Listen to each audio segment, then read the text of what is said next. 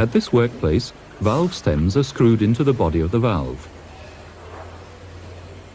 The valve stem is placed in position.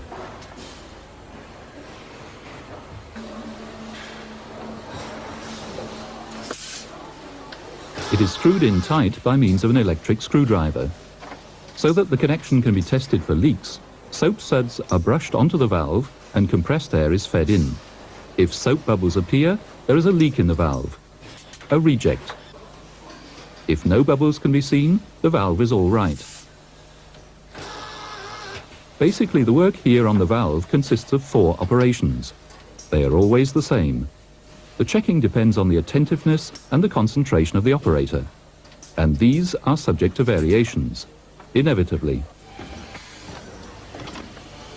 This machine does the same job, automatically. It doesn't get tired, and it always works with full concentration. The only thing that is done by hand is the positioning of the valve stems. The operations screwing and checking are divided up into a large number of separate steps. Let's have a brief look at the most important of them.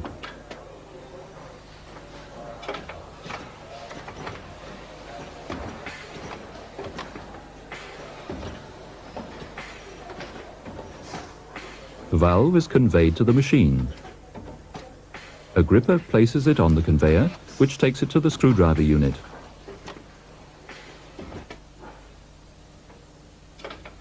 The screwdriver screws the valve stem in tight. Conveyance to the next position. It is checked for correct functioning.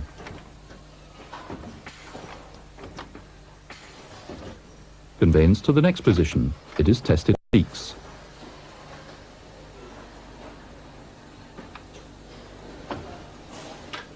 It is moved on and placed on the conveyor belt, rejects, for good quality.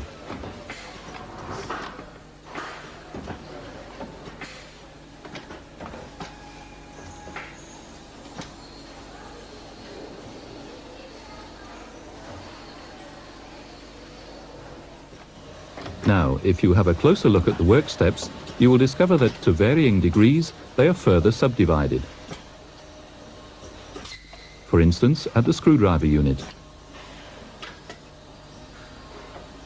Lower screwing cylinder, screw up, raise screwing cylinder, conveyance to the next position. These separate steps are dependent on one another. This means that the next step can only be carried out if the previous one has been completed. And then there's another point. Naturally, a valve must be available before the screwing process can be carried out. So the interplay of all these factors must be coordinated. And that is done with a programmable logic controller. How this is done, you can see from the following example.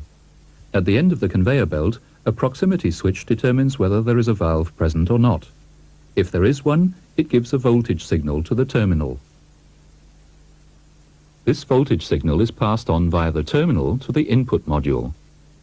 The input module converts this electrical signal in such a way that it can be processed by the central control unit, which is a small computer. In the central control unit, it is processed in accordance with a program stored in the memory, so as to produce an output signal which is routed to the output module. There it is converted and passed on via a terminal to an actuator, in this case a solenoid valve. This operates, thus causing the gripper to pick up the valve off the conveyor belt.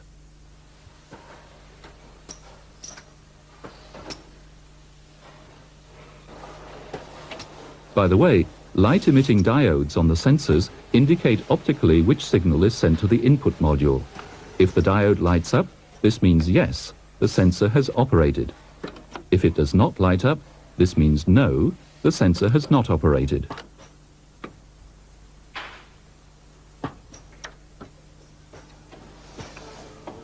All the functions that are to be carried out by a machine of this type must be defined at the design stage. This also applies to the control of the machine, of course.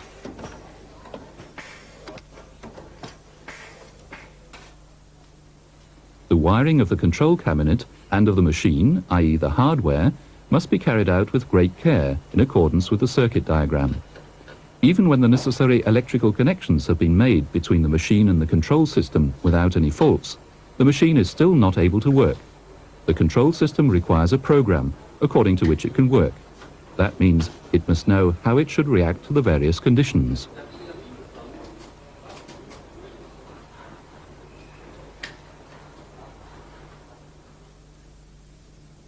For this purpose, a function chart is worked out. The entire work sequence is broken down into very small steps. Then the conditions are defined regarding when each step is to be carried out.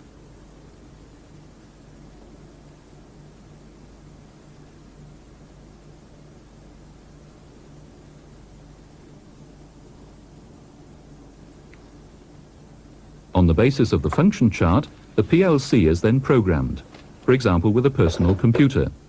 If several machines are to work according to the same program, it only has to be keyed in once. It can be stored and then loaded into the controllers of the other machines.